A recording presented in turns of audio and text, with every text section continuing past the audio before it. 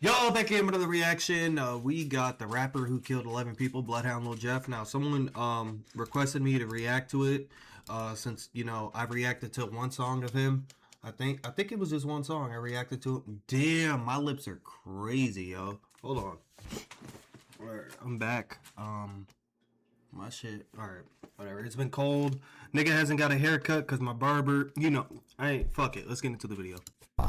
If you say something, there's a sense that you need to be able to say it verifiably, but it seems like this is only unique to rappers. After all, it's not like anyone asked Freddie Mercury of Queen, Tom Jones, or Johnny Cash if they really killed people when they claimed they caught bodies on songs. Yet, in the warped world of drill music, the more dirt you do, the more lucrative your rap career becomes. However, there's two sides to becoming infamous, because while it may bring you success in the short term, the notoriety of being a famous shooter makes you an even bigger target in the streets, and might mean that you aren't around to savor the work you put in to make your life better. And for this Chi-Town gangster, he was too far gone to ever be redeemed. It's your boy Luesta, and this is the horrifying story of Bloodhound Lil Jeff, the drill rapper who took out 11 people before passing on in just as violent a fashion himself. Raised by a single mother and How do they even know how many people he allegedly took off this earth? That nigga got mad at McDonald's. Chi-Town, Jeffrey Harris never had it easy. In fact, he was almost capped inadvertently at the age of 14 when his house was shot up due to his older brother's own gang ties. Meanwhile, his father, who wasn't around, allegedly had ties to 068 C Block. Hailing from 79th Street and Maryland Avenue on the east side, this is Black Disciples territory. And eventually, Jeff threw caution to the wind when his dreams of basketball were over. I was 16. I was trying to play basketball. Q50. But that's around the time I ain't make the varsity team. So at 16 was when I was realizing this shit real. I don't know what I'm gonna do. Cause after that point, like once you don't make that team. These niggas, they turning into real ooters in the street. They said, fuck that basketball shit. I'll shoot something else. And it's over. Left with no direction, he soon found himself in the waiting arms of gang life. Founded in 2015 as an offshoot of gangs known as Braindead and Drill City 079, Lil Jeff swore allegiance to the Bloodhound crew when he hopped off the porch at the age of 18. Pitted against enemies like BKN, Trap City, 800, and the 8-Tray Mob among others, Jeff put the same level of dedication he once gave to his hoop dreams to terrorizing his ops. From his earliest days as an affiliate, he flagrantly waved guns, bragged about robberies, and insisted he wasn't scared of anyone. I'm gonna show y'all who just got his ass cooked. That nigga found mad. It wasn't him, but it was his number. I'm gonna show y'all, look. He had on. It's him right here. Ooh, I see his. He ain't had none of this shit. What a birthday. Man, look, we exposing this nigga, cuz his ass is Show that bitch. We got an AP already, Skull. I'm having my way in Chicago, Illinois. Now we got another road. Hey man, get them people they shit back. Psych. Them that should never been trying to kick it down Atlanta Green. That's it, $10. That cost them his whole hustle career. Everything he worked hard for, the cost lost all $10,000. However, in a world where some individuals do this without having any genuine commitment to the cause, this certainly wasn't the case with Lil Jeff. In fact, he didn't even seem to care if he got imprisoned, considering he literally attempted a drill on IG Live. Tell that bitch tweak. Bro, we gotta do better. That bitch was just tweaking. Despite his young age and lack of experience, Jeff quickly became a key player in the gang. The turning point came when his close confidant Z-Money was taken out in what was believed to be a backdooring hit. This killing shattered a decade-long truce between Bloodhound and Trap City, igniting an all-out war. For Jeff, this was a pivotal moment. The point. Should we react to Z-Money? I haven't heard his music. Let me know if we should react to him. Where he officially declared open season on his enemies. I'm taking the killing school. Class start next week. You gotta at least have 2 bodies though. For I ain't coming with no. If you ain't got shit, I can't work with no beginners folk. You gotta at least have a 2. I'm gonna give y'all 2 minimum. A 2. I'm gonna start at 2 minimum cause y'all know why I'm gonna start at 2 minimum. Now I'm just doing it for a tradition. I'm gonna start at 2 minimum, man. 2, you gotta have a minimum of 2. No, anything, you gotta have 2. You gotta have a minimum of 2 of them bitches. to come to school. You gonna sit your dumb ass in this seat, and whatever I say, do it. If you do anything scary, bitch, I'm smoking. Within a matter of months, he had a bullet tatted on his face.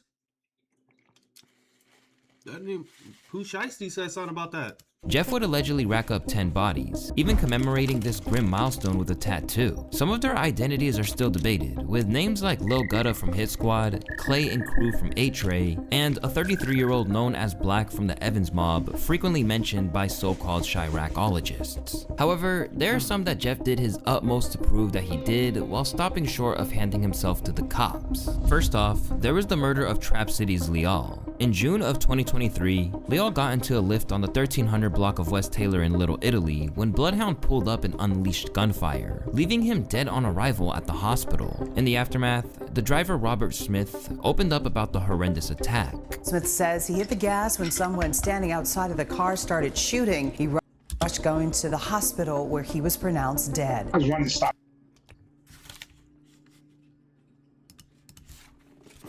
About the horrendous attack. Smith says he hit the gas when someone standing outside of the car started shooting. He rushed going to the hospital where he was pronounced dead. I was running stop signs at intersections to get away.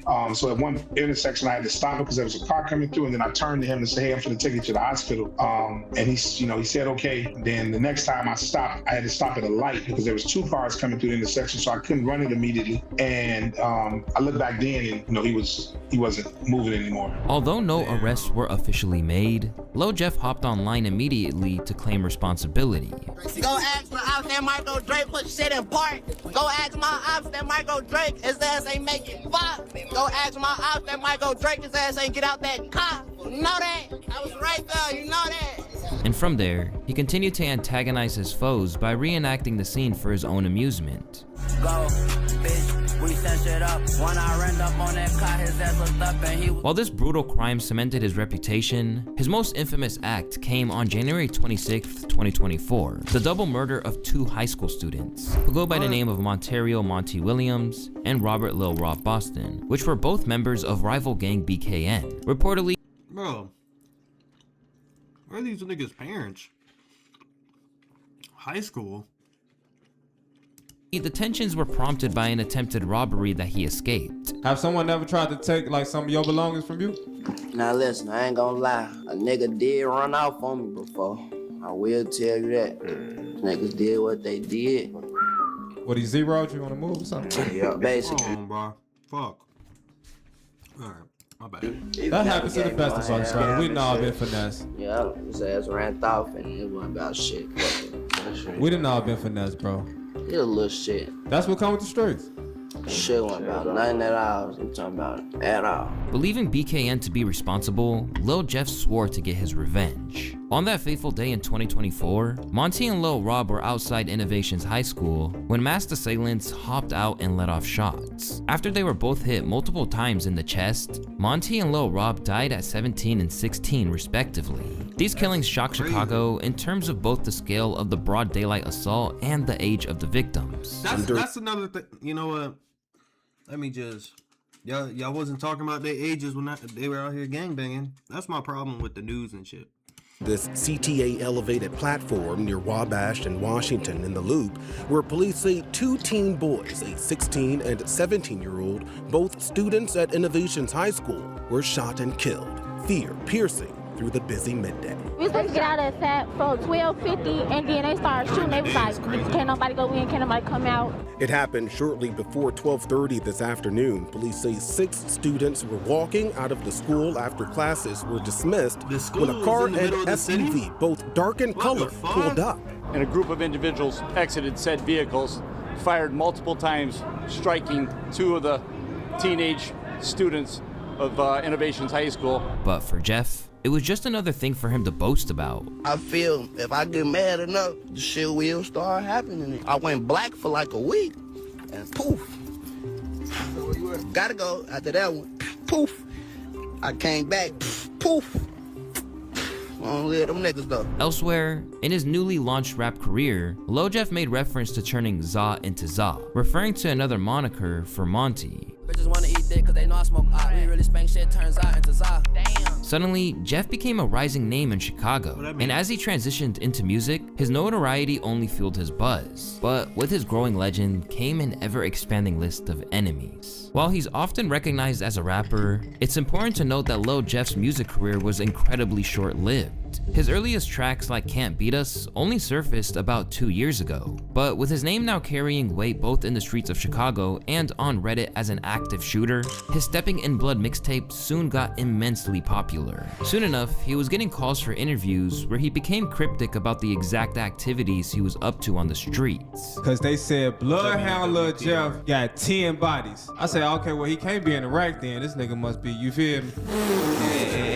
In the UK, you know what I'm saying? So we definitely want to get to know the Bloodhound Lil Jeff story today. Can you start by telling us where you from? Chicago, you know it, east side of Chicago. East side of Chicago. However, it's clear that he leaned into the image whenever he got the chance. So, okay, so you got this reputation, man. You got this crazy reputation. Shit. Feel me? How do you move through Chicago? Do you feel like you probably got a target on your back? Hell nah, these niggas scared me. I'm outside every day, they ass ducking. I never see people on live dropping my low, showing their ass where I'm at. We be outside every day. I be from up everywhere you could think of.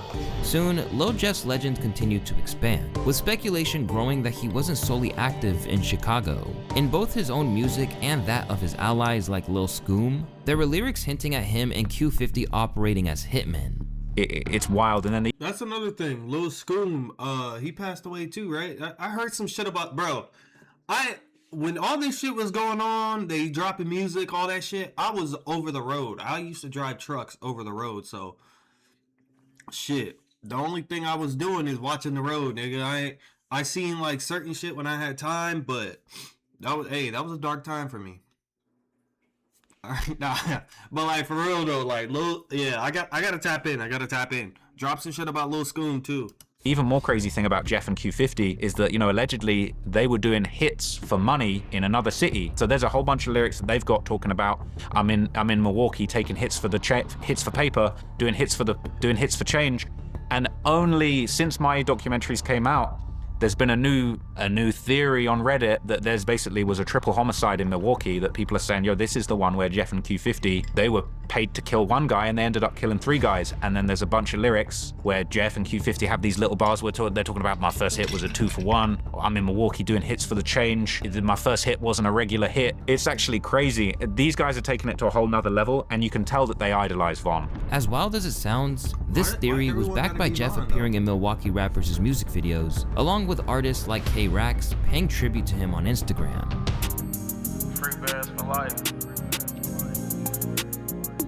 Although he believed the city was beyond saving, Lil Jeff insisted that no matter how much success he gained as a rapper, Chicago was the only place for him as long as he had unfinished business. How can we make Chicago a better place? You can't. This shit f***ed up. Yeah, that's how. If you what you could do for now is just mind your business and just that's it. Just stay in your own lane. That's all you could do. But it's f***ed up. I ain't this shit f***ed up. You just gotta get the f*** on. If you can move, go ahead and get the f*** out of here. Yeah, I know you aspire to move one day once you. No. No? I ain't ducking my shit, boy. Then you wanna stay? I love the rack and bustin'.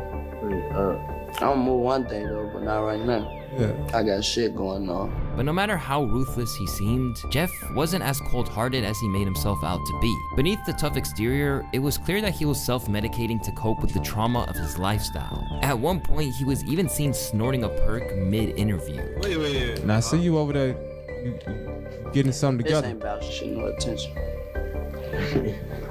We ain't never seen that on DJ UTV before. There's a lot of shit you ain't never seen.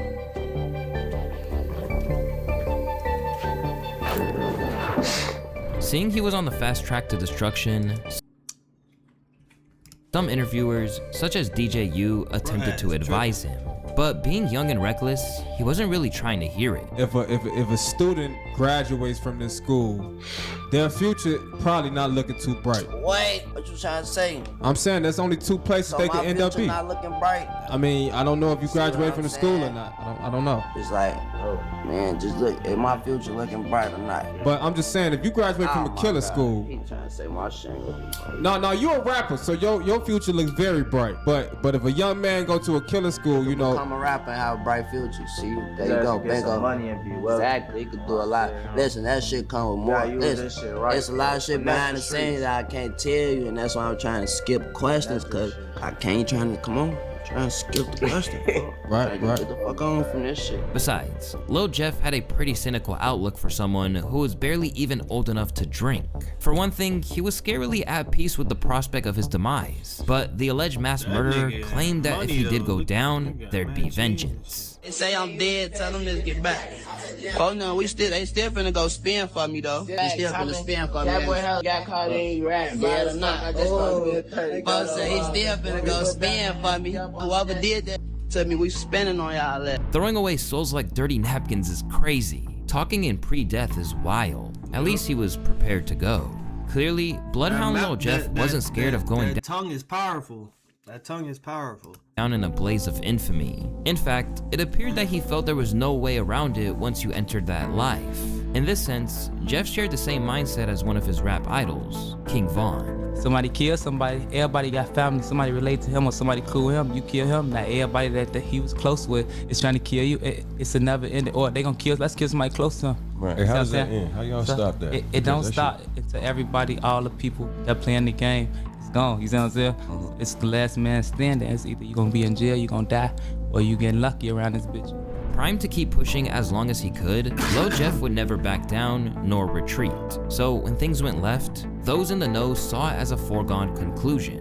Inevitably though, if you knew Jeffrey, yes, inevitably. And sure enough, in the same year that he was catapulted to fame, Lil Jeff would be taken out of the picture. Considering how much dirt he did in the streets towards his rivals, Lil Jeff was already firmly on their most wanted list. But the situation escalated when he was caught in Trap City during an attempted drill. After chasing his enemies into their own territory, Jeff stormed into a house, aiming to take out an op, only to catch a bullet to the chest. And although he was rushed to the hospital, it was a little too late, as he was pronounced dead on arrival. The crime scene noted that a male victim, John Doe, was near a sidewalk when he was struck in the chest by gunfire.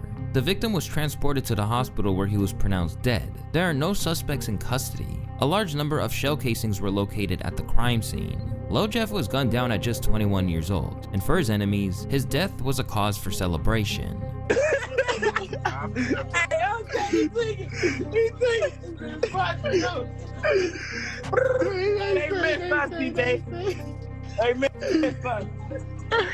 They say they shot that brain. Hey, twig. Hey, overfed. What you want? Can't eat this shit. Yeah, I ain't gonna lie to you. Oh, yo. I gave you that. Hold on. I gave you that. I gave you that. All right, bet. Pop that right now.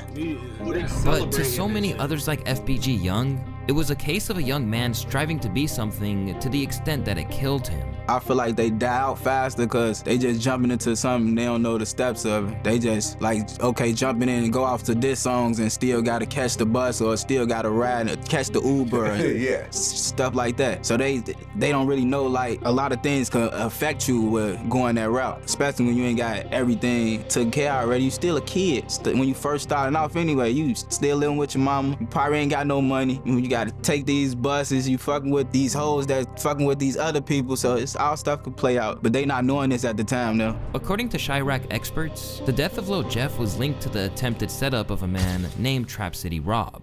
You can see on the video somebody outside like talking to their girlfriend or, you know, talking to a person who they just interacted with. And you see him run down and chase the guy in the house. And then you see him flying back off the porch. And then you hear do, do, do, do, do, do, do, do, do. And the paperwork can say he was hit 19 times in the chest area. He was shot 19 times. And that's how I think they grabbed Rob for the murder, because it's overkill. It ain't self-defense 19 times. Clearly see on camera that 4 dudes is waiting outside basically to ambush them. Like, I don't think he should be in jail, but in Chicago, they lock up the wrong people. They let out the wrong people, you know, and it's just crazy. They did arrest somebody.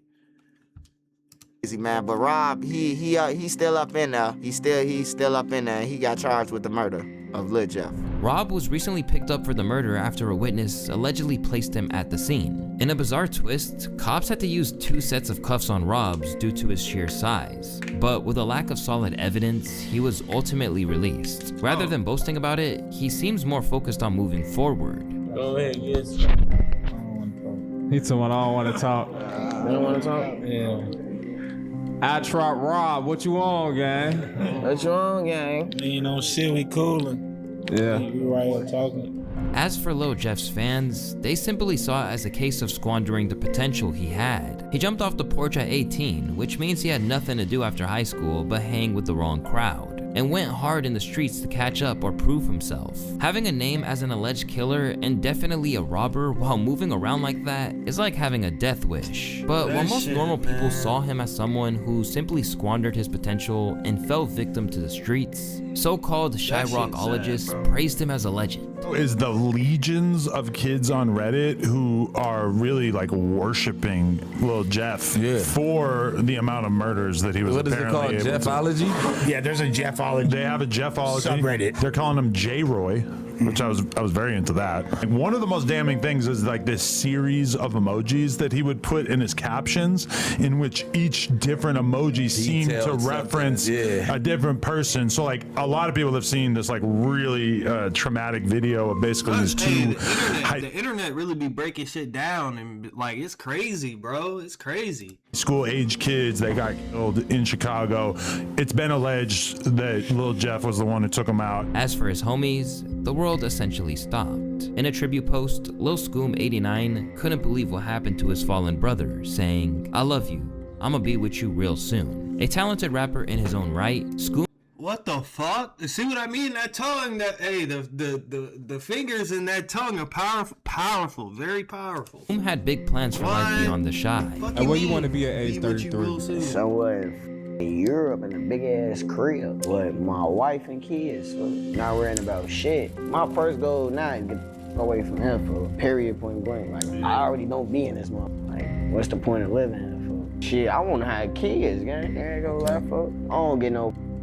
How tough you is on my dead cousin grave. What a real nigga scared of death and fucking jail. My cousin grave, don't let no nigga tell you they not scared of that shit.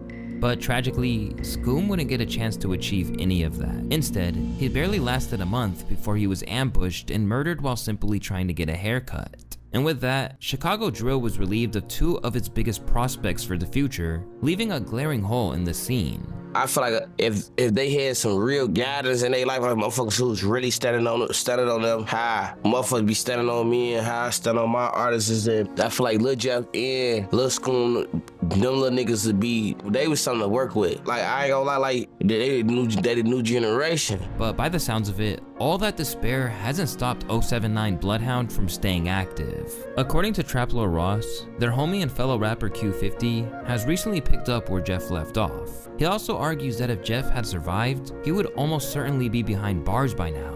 You know, Q50's still out here. He got arrested for a little period of time, but he got let back out, and he's just out here, you know, navigating the streets with supposedly with 8 bodies. I don't know how he's not in jail. It's actually kind of baffling, this whole situation. I'm not gonna lie, this nigga Trap Lil Ross really be like, nigga, shut up. Like, I get it's your job, like, that's your content and shit, but like, bro, what?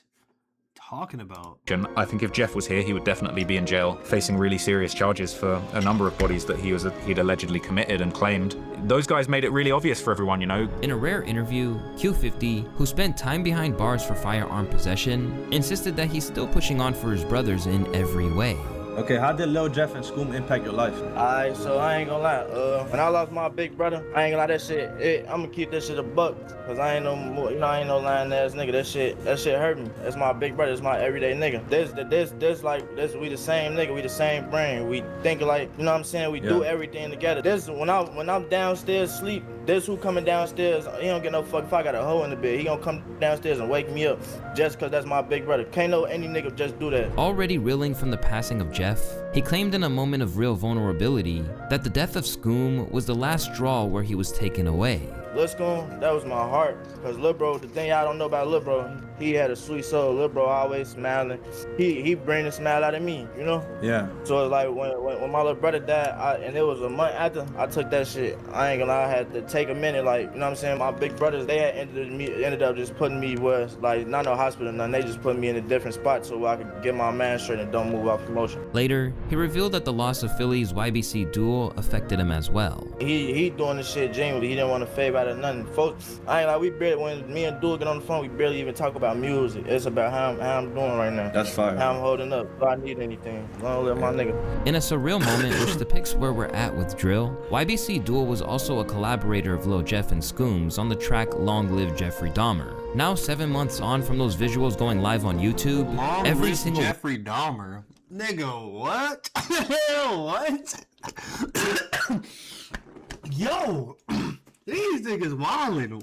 one of these artists has passed Long on. live Jeffrey With the story of Lil Jeff, you see where the worlds of rap and the streets get far too entangled. These days, the more real life dirt you've done, the more it boosts your career. And for Chicago OGs like Tay Savage, who can see how much havoc it's wreaking, hip-hop needs to move on from that era of IG live taunting and dead op dissing. That's telling. That's motherfucker always talking about telling, that's telling. Like, Try snitching, you telling on yourself. But it's not really, okay. You selling your soul, trying to hope a label gonna catch you or something. Like, alright, now it's cool, like, okay, I can get you probably, like you say, it's art. So I can get you maybe, alright, it's this little stigma right here, let me play on that. But when you talking about real work and you saying like shit that's open, I'm talking about like shit that, come on bro. I get you need some type, like a certain type of image to be the type of rapper that trying to be or whatever, but that's telling. You doing all that police shit, all that's telling. But when you just on that just straight out, oh yeah, we did that, we smoke, cause yeah, nah, that shit goofy, I ain't gonna lie. Because when that becomes commonplace, it'll no longer yield the same kind of star-making quality. And so they'll always have to up the ante, and that is a terrifying thought. And there's gonna be another that's gonna wanna I'm one of those dudes that, you know, I kind of glorify the music. I think it's dumb as fuck that niggas be like, if it's true, you out here snitching on, you know what I'm saying, I caught this body, I'm smoking this nigga, I'm doing this. beat Lil Jeff. Yeah. So he gonna be like, okay, damn, Lil Jeff snorted that on there. What can I do? I'm gonna throw somebody off a bridge on live. Despite how Reddit portrays him, he wasn't just some video game character. He was a real, albeit dangerous person, and to friends like JB Bin Laden, his loss was deeply felt. When did you meet Lil Jeff? I was really like his big brother. That's my best friend, sure. I know him since he was like really like 6, 7, What's he like growing up as a kid? Bro's a badass little kid, for real. He's a sneaky badass little kid, you know, bro. He'd be like sneaky bad. Everything he did, for real, he excelled in that shit. You got funny Lil Jeff stories? This one when he was a little kid. Back then we used to have little socks, shit, you know, bro was a hooper too. Put his socks on, the little hoopers, elite little Nike socks. Them bitches was there. He'd be mad as hell, face red as hell. Yeah, that's some real little brother shit. Long live Lil Jeff, man. Long live Scoom, man. Long live LA, man. Free for now, man. Fuck the ops. And unfortunately, the war that took his life and countless others shows no signs of slowing down. Recently, JB Bin Laden and his crew barely survived an ambush at a recording studio, an attack that happened while they were being filmed for a documentary by Brandon Buckingham. These are the final moments I filmed before we exited the recording studio, and were met by 6 masked gunmen who emptied over 60 rounds at us at close range, injuring 4 people. The shooting happened right outside of studios. As a matter of fact, I want you to come take a look at this. I wanted to start doing that shit, like interviewing like local artists and shit at the studio, shit like that. Never fucking mind. The bullets pierced this door, and that's not the only one. We found a shell casing on the sidewalk, the same sidewalk where 4 men were shot. And in the process, a cameraman was struck in the jugular with a bullet, narrowly escaping. Well, there's blood all over me. Did I get hit? Or is that my hand? Did I get hit? Oh fuck, did I get hit? Did I get hit? Oh, I got hit. With promises of new posthumous music from Bloodhound Lil Jeff in the works, it's clear that his legacy will live on, but he could have been so much more. Not to mention that if he never got caught up in this life, as many as 11 others might still be alive too. Stop the violence. It's your boy Luesta, and if you guys want to see more videos about the dark side of hip-hop, you can click one of the videos on the screen. As always, I want to thank y'all for watching today's video, and I'll see you guys in the next one. Peace. Man, that shit crazy, bro. Shout out Luesta. Let me know what else y'all want me to react to. We'll definitely keep reacting. I'm gonna check out more music, a little Jeff. I know a lot of people actually been dropping what I should react to, so I'm gonna do that for sure. Man, rest in peace, bro.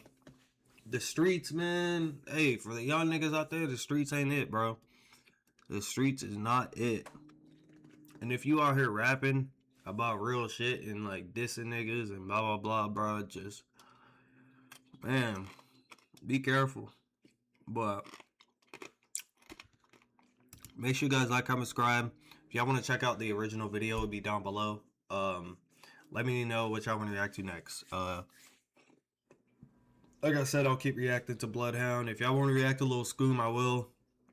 And then anyone else, honestly. But yeah, rest in peace to all the people that passed away. I'm out.